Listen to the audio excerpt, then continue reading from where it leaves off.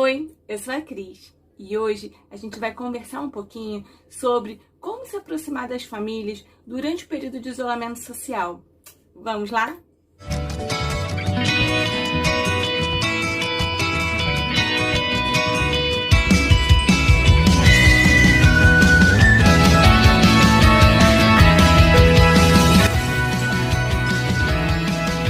Como a gente pode se aproximar das famílias dos nossos estudantes durante esse período de isolamento social?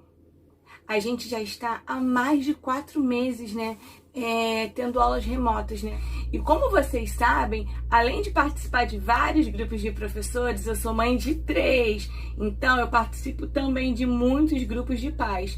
E isso acaba me ajudando a ver as coisas assim por ângulos diferentes, ouvir os dois lados e trazer um pouquinho aqui da minha opinião para vocês. Tá bom? Eu ouço muitos comentários, gente, sobre a participação das famílias durante esse ensino remoto, Ou melhor, sobre a não participação, sobre a falta dessa interação da família, essa falta de retorno durante o ensino remoto, principalmente da educação infantil. No início, quando isso tudo começou, ficou tudo meio conturbado, Um turbilhão de sentimentos, de ideias, de informações. Mas e agora? Como será que as coisas estão? Antes de gravar esse vídeo, eu fiz uma pesquisa com professores do Brasil todo. E aí, gente, eu fiz as seguintes perguntas. Eu perguntei em qual turma, a professora leciona ou o professor, com quantos alunos ela iniciou o ano com a turma, se saiu alguma criança e quantos alunos de fato participam das atividades remotas. Então, eu fiz essas 4 perguntas. Depois dessas respostas, eu comecei a pensar, a estudar e a elaborar algumas sugestões e convidar vocês para uma reflexão, Já se passaram, como eu falei, mais de 4 meses e as coisas estão mais calmas, estão um pouco mais organizadas. Muitas escolas já conseguiram um direcionamento, uma estratégia mais eficaz e, com isso, uma participação mais efetiva das suas famílias, Ótimo, que maravilha! Porém, muitas escolas ainda estão meio perdidas. E o que isso acaba acontecendo? Comprometendo, é claro, a participação e o envolvimento das famílias. E aí compromete também o aprendizado dessas crianças. E isso a gente já sabe, é garantido por lei. As crianças precisam ter acesso a essa aprendizagem.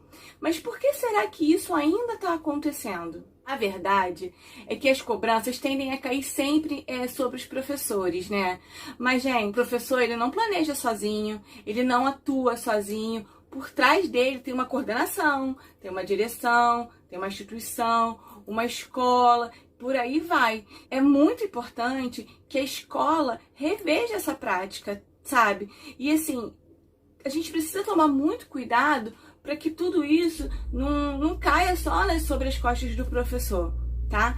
Então, assim, a escola como um todo precisa rever a sua prática, desde o momento que ela não consegue chegar até o seu... Então, primeiramente, a gente precisa entender e perceber as particularidades do seu grupo.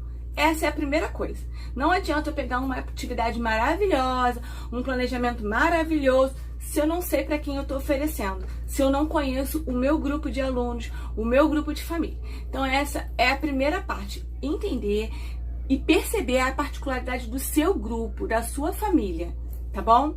Então, vamos lá. Talvez, assim, para quem mora na capital, pareça um absurdo. Mas nem todas as famílias têm acesso à internet. Gente, isso ainda é uma realidade no nosso país. Às vezes ela até tem, tá?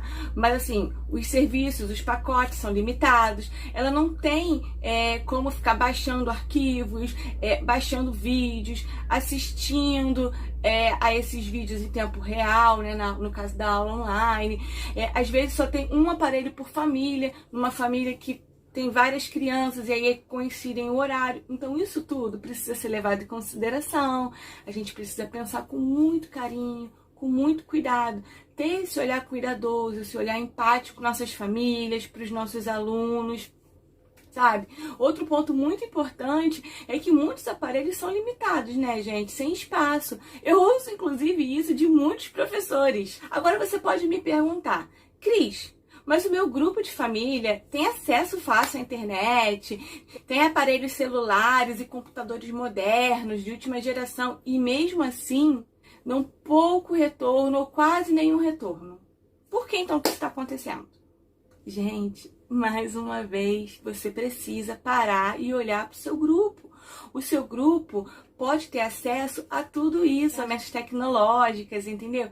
Mas o que será então que está fazendo falta? Para eu conseguir atingir meu estudante, atingir essa criança. Vamos pensar? As famílias perderam seus empregos, perderam sua renda, perderam entes queridos, ou estão com algum familiar hospitalizado, estão com medo de serem infectados, medo de morrer. Gente, medo desse cenário econômico, medo desse futuro incerto. São muitos fatores que envolvem essa situação. Eu não estou aqui para ficar justificando por que as famílias deixam de fazer, por que não estão fazendo, e botar a culpa na escola ou no professor. Não é isso. Muito pelo contrário. Eu vim aqui hoje convidar você a refletirem sobre esse cenário, sobre o porquê do meu aluno, dessas famílias não estarem me dando um retorno. Se não estão dando um retorno, o que eu posso fazer para conseguir atingir o meu aluno? É o nosso papel como professor, essa é a nossa missão. Então, assim, vamos parar, vamos pensar, vamos refletir, vamos ver de que maneira, assim, eu posso entrar na casa do meu aluno, eu posso propor para essa família uma aprendizagem de qualidade. Então, vamos refletir agora no caso dessas famílias que tenham acesso à internet, tá? Será que quando você pede para que eles te enviem fotos, postem nas redes sociais, marquem o perfil da escola, o perfil da professora, eles não se sentem também um pouco constrangidos, pressionados, ou até mesmo com a sua intimidade exposta, invadidos? Gente, a gente precisa pensar. Eu, como professora, já ouvi inúmeros relatos de próprias professoras dizendo que estão se sentindo invadidas porque tem que gravar videoaula. Então, assim, a nossa casa tá exposta agora para todo mundo, para o Brasil todo, né? Porque quando você posta e coloca alguma coisa na rede social, todo mundo tem acesso. Ou seja, qualquer cantinho da sua casa agora é exposto. E eu ouvi muitos relatos sobre isso mesmo.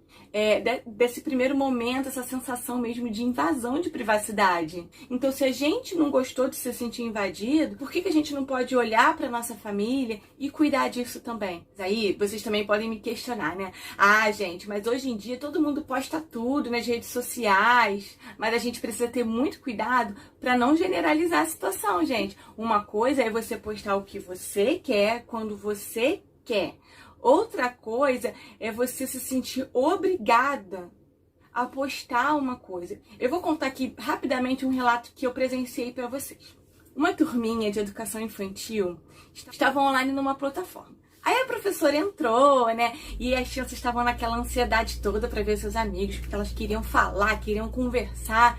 E aí a professora foi lá, deu orientação, pediu para desligar o microfone, porque senão ninguém ia conseguir se ouvir, e fez uns combinados com a turma. E aí ela foi chamando de um por um para conversar com essa criança. Gente, foi muito triste. Sabe por quê?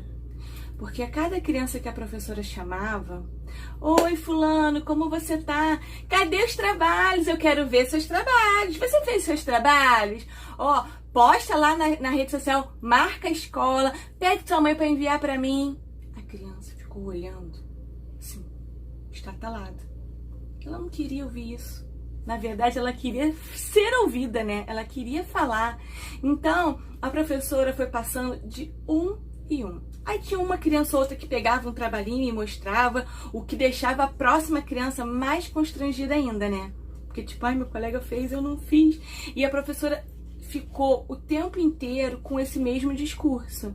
Cadê o seu trabalho? Ó, da próxima vez que a gente se encontrar, você já deixa separadinho o seu trabalho, porque eu quero ver. E as mães começaram a entrar meio que constrangidas, justificando, não, ele não fez, porque o irmão, não sei o que, ele não fez. Gente, foi muito desagradável essa situação. Nenhum momento aqui eu tô falando que a professora fez por mal, sabe? Não, não é isso. Mas é que a gente precisa cuidar disso, sabe? A gente precisa cuidar disso.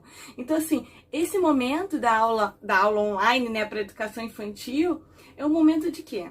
De troca, de carinho, de interação, de manutenção desse vínculo. Então, deixa a sua criança falar, deixa ela falar com o amiguinho. O trabalho fica em segundo plano, a tarefa fica em segundo plano. O mais importante é essa interação, essa relação, essa troca.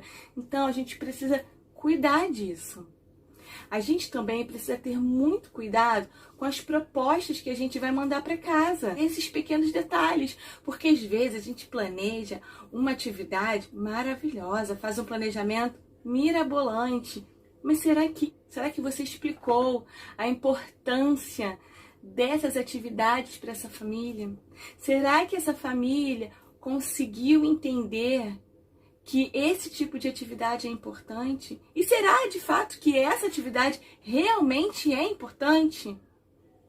Será que você já parou para pensar, gente, que essas atividades lindas, incríveis que nós professores a gente cria, elas podem ser adaptadas, elas podem ser reajustadas dentro do cotidiano, dentro do perfil da sua família, da rotina familiar?